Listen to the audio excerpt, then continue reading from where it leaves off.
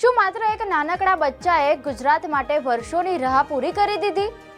આખરે આ એક બચ્ચાના જન્મને મિરેકલ કેમ કહેવામાં આવી રહ્યું છે? શું આ બચ્ચું માત્ર એક પક્ષી નથી પરંતુ લુપ્ત થતી આખી પ્રજાતિની છેલ્લી આશા છે? ચાલો જાણીએ એક એવી કહાની જ્યાં એક નાનકડા જીવન પર આખી પ્રજાતિનું ભવિષ્ય ટકેલું છે। નમસ્કાર, @ગુજરાતમાં આપનું સ્વાગત છે। કલ્પના કરો એક એવો પક્ષી જે ક્યારેક ગુજરાતના ઘાસના મેદાનોની શાન હતો, જેના ટોળા દૂર દૂર સુધી જોવા મળતા હતા, પરંતુ વર્ષો પસાર થતા શિકાર વધ્યો, રહેઠાણ ઘટતા ગયા અને વિકાસના નામે ઊભી થયેલી વીજળીની હાઈ ટેન્શન લાઈનો તેના માટે મોતનો ફાંસો બની ગઈ। ધીમે ધીમે આ પક્ષી ગાયબ થવા લાગ્યું। આજે સ્થિતિ એવી છે કે ગુજરાતમાં ઘોરાડની સંખ્યા એટલી ઓછી રહી ગઈ છે કે દરેક ઘોરાડનું અસ્તિત્વ જ એક મોટી જવાબદારી બની ગયું છે। એવામાં કચ્છના નલિયાથી આવેલી એક ખબરે ફરી આશા જગાવી છે। મીડિયાના અહેવાલ મુજબ અહીં જમ્પ સ્ટાર્ટ મેથડ દ્વારા ઘોરાડના બીજા બચ્ચાનો સફળ જન્મ થયો છે। આ સામાન્ય જન્મ નથી, તેની પાછળ વર્ષોની મહેનત, વૈજ્ઞાનિકોની સતત દેખરેખ અને દરેક નાનામાં નાની બાબતનું આયોજન છુપાયેલું છે।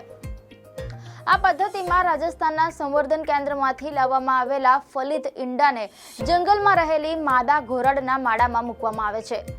માદા તેને પોતાનું જ ઈંડું માનીને સેવે છે અને પછી જન્મે છે એક નવી આશા।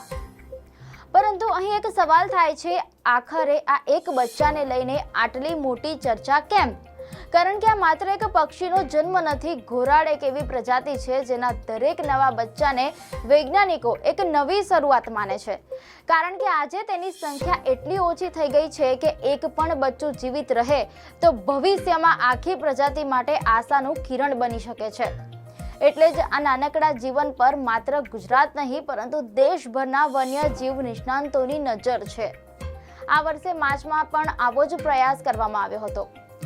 બચ્ચું જન્મ્યું પણ થોડા જ અઠવાડિયામાં તે કોઈ શિકારી પ્રાણીનો શિકાર બની ગયું। એ ઘટનાએ અનેક સવાલો ઊભા કર્યા। શું આ પ્રયોગ સફળ થશે? શું ઘોરાડને ખરેખર બચાવી શકાશે? પણ હવે બીજા પ્રયાસે તસવીર બદલાતી દેખાઈ રહી છે। 21 મેના રોજ જન્મેલું આ બચ્ચું જીવનના સૌથી જોખમી ગણાતા પ્રથમ 40 દિવસ સફળતાપૂર્વક પાર કરી ચૂક્યું છે। વન્યજીવ નિષ્ણાંતો કહે છે કે આ 40 દિવસ પસાર કરવું એટલે જીવનની સૌથી મોટી પરીક્ષા પાસ કરવી, કારણ કે આ સમય દરમિયાન જ શિકારી પ્રાણીઓનો સૌથી વધુ ખતરો હોય છે। પરંતુ કુદરતની પરીક્ષા અહીં પૂરી થતી નથી। ઘોરાડનું બચ્ચું જેમ જેમ મોટું થાય છે તેમ તેમ તેના માટે નવા પડકારો ઊભા થતા જાય છે। પહેલા શિકારી પ્રાણીઓથી બચવાનું હોય છે, ત્યારબાદ ખોરાક શોધવાનું શીખવાનું હોય છે અને સૌથી મહત્વનું, પહેલીવાર આકાશમાં ઉડવાનું હોય છે। પરંતુ ઘોરાડ માટે આ પહેલી ઉડાન ઘણી વખત જીવનની છેલ્લી ઉડાન પણ સાબિત થઈ છે, કારણ કે ખુલ્લી હાઈ ટેન્શન વીજ લાઈનો વર્ષોથી તેના માટે સૌથી મોટો ખતરો બની રહી છે। હવે આ બચ્ચું ધીમે ધીમે ઉડવાનું શીખી રહ્યું છે, પરંતુ અહીંથી શરૂ થશે તેનો સૌથી મોટી લડાઈ, કારણ કે જે આકાશમાં તે પહેલી ઉડાન ભરશે એ જ આકાશમાં હજારો વીજળીના તાર તેના માટે મૃત્યુની જાળ બનીને લટકી રહ્યા છે। ભૂતકાળમાં અનેક ઘોરાડ અને તેના બચ્ચા આ જ તાર સાથે અથડાઈને જીવ ગુમાવી ચૂક્યા છે।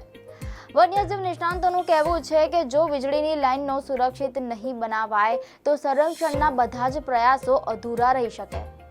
એટલા જ આ એક બચ્ચાના જન્મને માત્ર એક સફળતા નહીં પરંતુ સમય સામે જીતાયેલી એક નાની લડાઈ માનવામાં આવી રહી છે। કેટલાક નિષ્ણાંતો તો તેને ગુજરાતમાં સિંહ સંરક્ષણ કરતાં પણ મોટી સિદ્ધિ ગણાવી રહ્યા છે, કારણ કે સિંહોની સંખ્યા આજે હજારોમાં છે, જ્યારે ઘોરાડ માટે દરેક જન્મ, દરેક શ્વાસ અને દરેક ઉડાન એક નવા ભવિષ્યનો નિર્ણય કરે છે। આ નાનકડું બચ્ચું કદાચ હજુ એટલું સમજી શકતું નહીં હોય, પરંતુ આજે તેની દરેક ચાલ, દરેક પગલું અને આવતીકાલની દરેક ઉડાન પર એક આખી પ્રજાતિનું ભવિષ્ય ટકેલું છે। આજે કચ્છના ઘાસના મેદાનોમાં દોડતું આ નાનકડું બચ્ચું માત્ર એક પક્ષી નથી, એ એક પ્રશ્ન છે। શું આપણે તેને ઉડવા માટે સુરક્ષિત આકાશ આપી શકીશું? કારણ કે જો આ નાનકડી આશા બચી રહેશે તો કદાચ ઘોરાડ પણ બચી રહેશે, પરંતુ જો આ આશા પણ ખોવાઈ જશે તો કદાચ ઇતિહાસમાં માત્ર તેની તસવીરો જ બાકી રહેશે।